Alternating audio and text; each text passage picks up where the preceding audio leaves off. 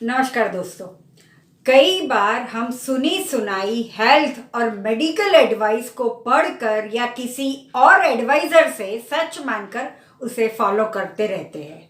आज कुछ ऐसे ही 10 रूटीन प्रैक्टिस जो गलत साबित हो चुकी है उसका हम सही जानेंगे। इस वीडियो में 10 मिथ को मैं आज आपके सामने फैक्ट रखकर उसे डिबंक करूंगी। आपको लगता होगा कि जो भी मेडिकल एडवाइस आपको मिलती है उनके पीछे साइंटिफिक रिसर्च होती होगी, मगर ऐसा नहीं है। हाल ही में शोधकर्ताओं ने पता लगाया है कि करीब 400 से ऐसी रूटीन प्रैक्टिस है जो कि जाने माने जर्नल्स में छपी स्टडीज के बिल्कुल विपरीत है। आपने कुछ झूठ सुन भी रखे हैं। यहाँ है कुछ ऐसे ही मेडिकल तथ्यों के उदाहरण जिस झूठ को आप सच मान बैठे हो। आप खुद गूगल करके भी यह गलत मेडिकल एडवाइस का पर्दाफाश जान सकते हो। बहुत से मीथ कोई स्कैम या अंधश्रद्धा का भी भाग होता है और कोई मीथ तो बार बार दोहराने से लोग सही समझ लेते हैं। जैसे मैंने Apple a day keeps the doctors away का मीथ इसी वीडियो में क्रैक किया है। इस वीडियो में मैंने सारे प्रमाणों को रखने का प्रयास किया है। अंत तक मेरे रिसर्च के साथ बने रहिएगा। 10,000 is not a magic number. 10,000 step रोज के चलने का लक्ष्य अगर आपने रखा है तो यह कोई जादू की छड़ी नहीं है कि 10,000 स्टेप्स चलने से आपका स्वास्थ्य अच्छा माना जाए। जी हाँ, यह एक मार्केटिंग स्टंट के अलावा कुछ नहीं है। हम में से ज़्यादातर लोग जो फिटनेस फ्रीक है वह अपनी सेहत के प्रति ज़्यादा उत्साही जागरूक है। वह पेडोमीटर या स्मार्ट वॉच में कोई ऐप सेटिंग करके रोज के 10,000 स्टेप्स दिन भर में चलने का लक्ष्य रखता है, जो एक रफ गाइड भी प्रोवाइड करता है कि आप दिन भर कितने एक्टिव रहे। किंतु 8,000, 10,000 या 12,000 स्टेप्स लॉन्ग टर्म हेल्थ के लिए अच्छे हैं कि नहीं, ऐसा कोई रिसर्च प्रमाणित नहीं करता। जो भी फिटबिट या similar step tracking device use करता है वह 10,000 स्टेप्स का गोल निश्चित करने का सेटिंग करता है। दिन में वह उतना चलेगा तो मानता है कि एक अच्छे स्वास्थ्य की निशानी है। ऐसा कहीं प्रमाणित नहीं हुआ। यह 10,000 स्टेप्स एक डिफॉल्ट नंबर सेटिंग है जो वॉकिंग एक्टिविटी गोल निश्चित करने का फिटबिट, एप्पल वॉच या स्मार्टफोन सेटिंग्स दिखाता है। 1964 के टोक्यो ओलंपिक के बाद इस 10,000 स्टेप्स का मार्केटिंग कैंपेन शुरू हुआ था। आप लंबे स्टेप्स ले रहे हो तो सकता है 2,2700 स्टेप्स भी इनफ फिटनेस वॉक है। याद रखो, जब तक यह 7 या 10 का फिगर अंक आपको ज़्यादा चलने के लिए उत्साहित करता है, प्रेरित करता है, तब तक तो ठीक है। बाकी 10,000 स्टेप्स चलना ही कोई अनोखापन है यह मानना गलत है। अपनी हेल्थ के लिए एक गोल सेट करें जो आपके लिए सही लगे। यह स्टेप्स ज़्यादा या कम हो सकते हैं। आपका ट्रैकर डिवाइस सिर्फ एक नंबर दर्शाने से ज़्यादा कोई मतलब नहीं रखता। 10,000 स्टेप्स सिर्फ आपकी गतिहीन लाइफस्टाइल को ठीक करता है। हेल्थ केयर प्रोफेशनल का एक रिव्यू भी आप स्क्रीन पर पढ़ पाओगे। Sunblock is only needed when sun's out. क्या आप भी यही मानते हो कि धूप अवरोधक क्रीम तभी लगानी है जब सूर्य दिखता है? हम में से ज्यादातर लोग धूप अवरोधक तभी यूज करते हैं जब सूर्य सर पर या बाहर रहता है।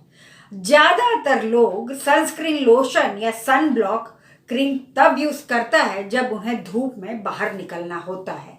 जब कड़ी तेज धूप हो तभी हम सनस्क्रीन सनब्लॉक लोशन गर्मियों के मौसम में यूज करते हैं। चाहे कैसा भी वेदर हो, आप धूप अवरोधक लोशन पूरा साल लगा सकते हो। अगर कोई आपको यह कहता है कि सनस्क्रीन लोशन आपको क्लाउडी डे में नहीं लगाना है तो यह बात सही नहीं है, क्योंकि अगर आप घर के बाहर निकलते हो और सूर्य बादल में छुप गया है तो सूर्य बादल से घिरे होने के बावजूद वैसे बादल नुकसानकारक यूवीबी रेस को रोक नहीं सकते, उसे ब्लॉक नहीं कर पाते। यूएवी और यूवीबी हार्मफुल किरणें आपकी त्वचा में पेनिट्रेट होती है।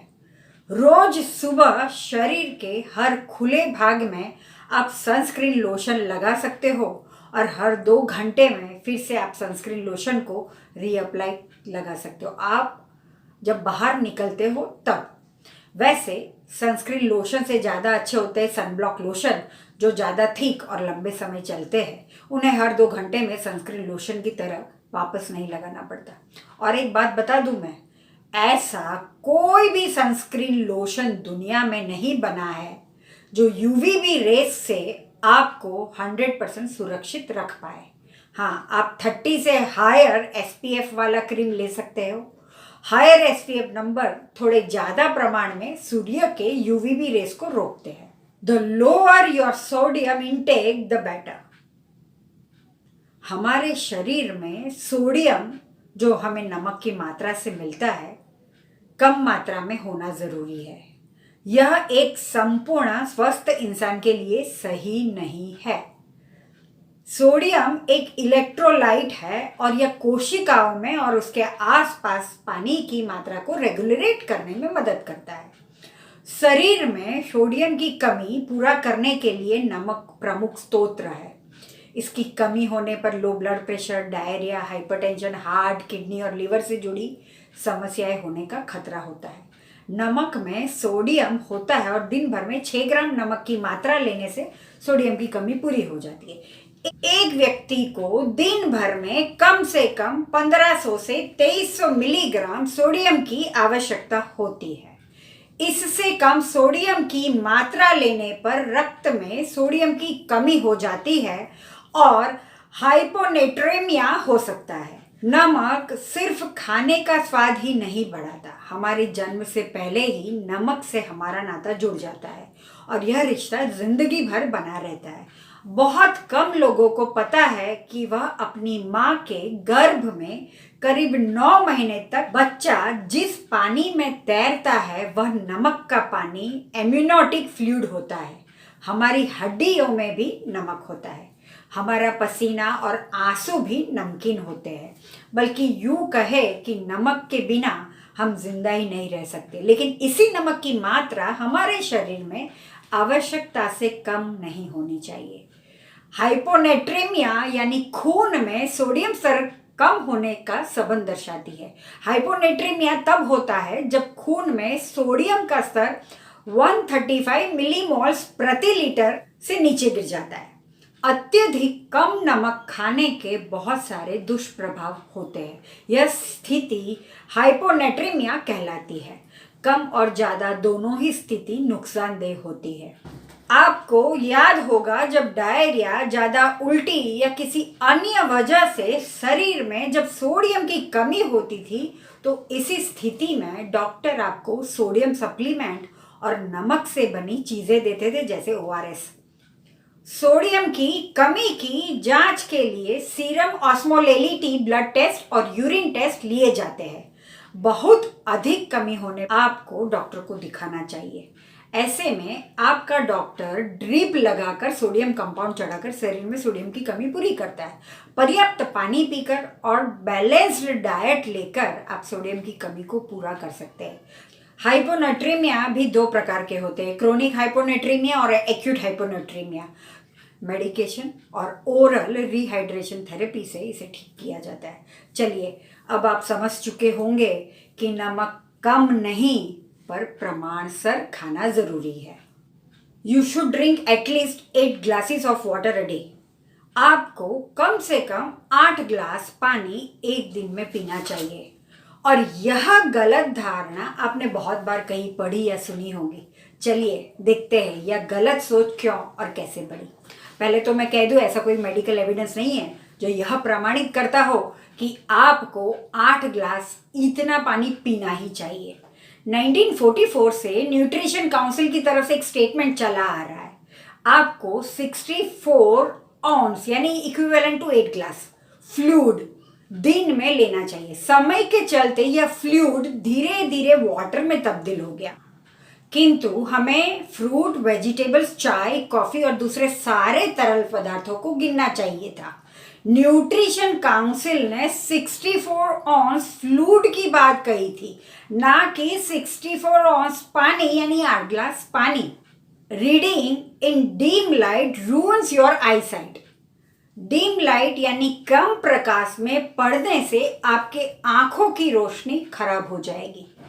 रिसर्च ने यह पता लगाया है कि ऐसा कोई प्रमाण नहीं मिला जो इस बात को प्रमाणित करता हो कि डिम लाइट में पढ़ने से आपके आंखों की रोशनी खराब होती है। ऐसा करने से आंखों को स्ट्रेन जरूर पड़ता है और टेम्परेरीली इक्विटी शार्पनेस, आपकी तीक्ष्णता, आंखों की तीक्ष्णता कम हो जाती है, जो रेस्ट करने से, आराम करने से ठीक होती है, वापस कम हो जाती है। बालों का मुंडन कराने से, हजामत कराने से, उसकी दाढ़ी करने से आपके बाल गाढ़े, खुरदुरे, मोटे और काले बढ़ेंगे।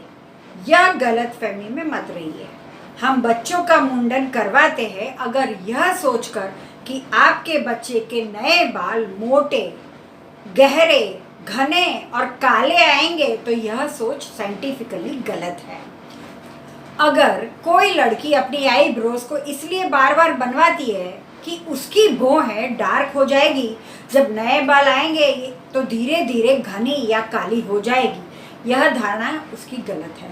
अगर कोई टीनेज लड़का यह सोचकर अपनी दाढ़ी मूंछ मुंडवाता रहेगा कि धीरे धीरे वह काली, घनी, खुरदुरी बाल आने लगेंगे, तो यह सोच उसकी भी गलत है। 1982 में बालों के कंपैरिजन का एक क्लिनिकल ट्रायल हुआ था, जिसमें एक तरफ बालों का मुंडन किया गया था, शेव किया गया था, और दूसरी तरफ बालों को कुछ नहीं किया गया था। बाद में जहां नए बाल आए वह ना ही घने थे, ना ही काले थे, और ना ही वह मोटे थे, और ना ही वह जल्दी से बढ़ रहे थे। अभी कुछ वक्त पहले किया गया परीक्षण भी यही दर्शाता है। चलिए इस साइंटिफिक बात को आसानी से समझते हैं। जब पहली बार बाल मुंडवाने के बाद जो बाल बढ़ते हैं वह रुक्ष, रूखे और उनकी धार कम होती है। उनके सिरे, टॉप जो होते हैं वो समय जाते जाते घिस जाते हैं, वो जीर्ण हो जाते हैं। जीर्ण बाल आपके घिसे हुए पुराने बाल के सामने मोटे दिखते हैं, जो वास्तव में है नहीं।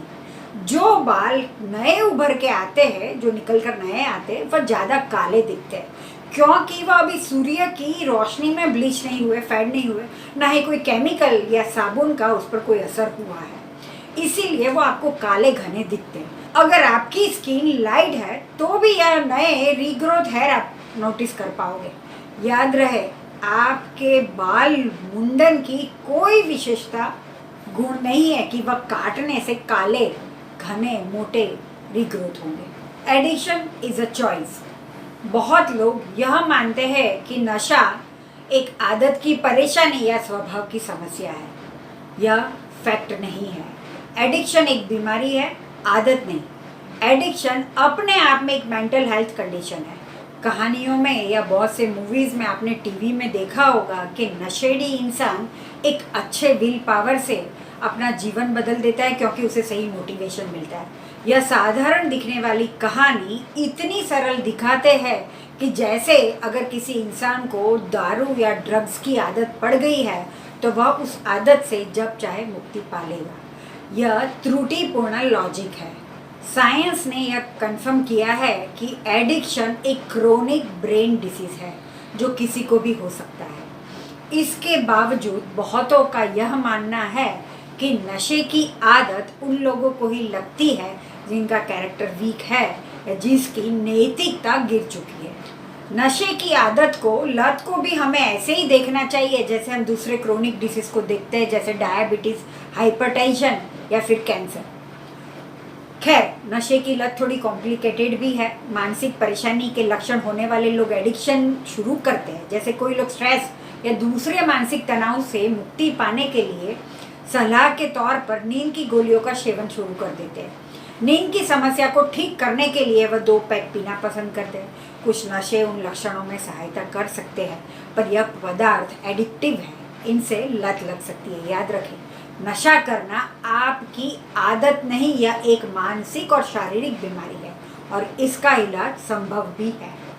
Eating before bed make you overweight. ऐसा कोई मैजिक हावर नहीं है जो सोने से पहले आप भूखे पेट रहोगे तो ओवरवेट नहीं होंगे या मोटापा नहीं बढ़ेगा। रात को सोने से पहले खाना आप बिल्कुल खा सकते हो, उससे मोटापा नहीं बढ़ेगा। आपका मोटापा दिन और रात देखकर नहीं बढ़ता, आपका मोटापा आपने क्या कंज्यूम किया है उस पर बढ़ता है।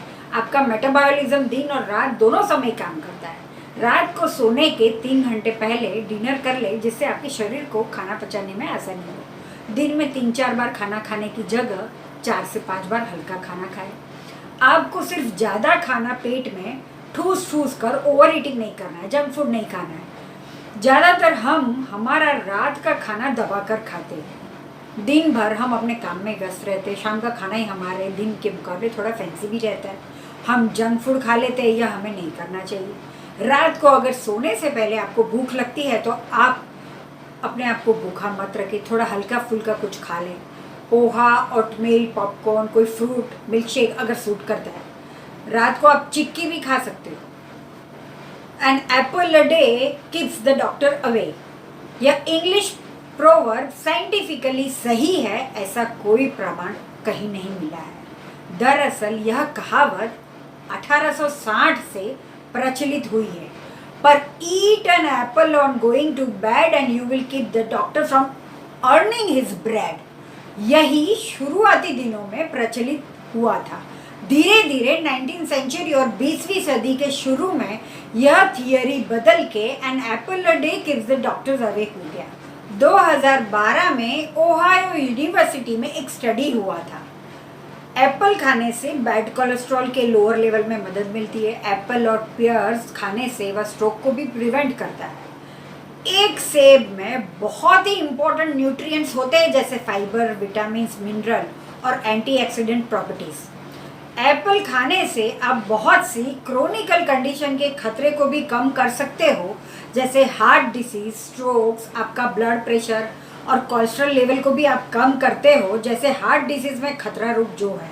पर रोज एप्पल खाने से वह आपको डॉक्टर से दूर नहीं रखता। यह एक मोटिवेशनल स्लोगन हो गया है बच्चों को अगर फ्रूट के लिए एनकरेज करना है तो, पर यह सच अब आपके सामने है। You should avoid fruit if you have a diabetes. अगर आपको डायबिटीज़ है तो आपको फ्रूट नहीं खाने चाहिए। यह एक बहुत बड़ा झूठ हम सुनते आए हैं। ऐसा लगता है कि लोगों में बड़ी गलतफहमी है कि फलों का रोल क्या है डायबिटीज़ को सही करने में। यह जानना ज़रूरी है कि कुदरती फल बिल्कुल भी हानिकारक नहीं है डायबिटीज़ में। अगर आप कुदरत के बनाए हुए फल से वंचित रहोगे तो यकीन मानो एक वैल्यूएबल न्यूट्रिएंट से वंचित रहोगे। आपके डाइट में फल का होना यानी एक्सीलेंट सोर्स ऑफ फाइबर और एंटीऑक्सीडेंट का होना which are crucial for preventing cell damage and inflammation, और यह आम है जिन्हें डायबिटीज हुआ है। फल का एक प्रॉपर पोषण आप साइज निश्चित कर सकते हो, पर फल खाना अवॉइड मत करें। आप सभी को इस कोरोना काल में स्वस्थ स्वास्थ्य के लिए बहुत सारी शुभकामनाएं। अपना और अपनों का ख्याल रखें। वीडियो पसंद आए तो लाइक और सब्सक्राइब ज़रूर करें। कहीं मेडिकल अज्ञानता हो वहाँ सही नॉलेज पहुँचाए। नमस्कार दोस्तों, बहुत जल्दी ही मिलेंगे दूसरे वीडियो में।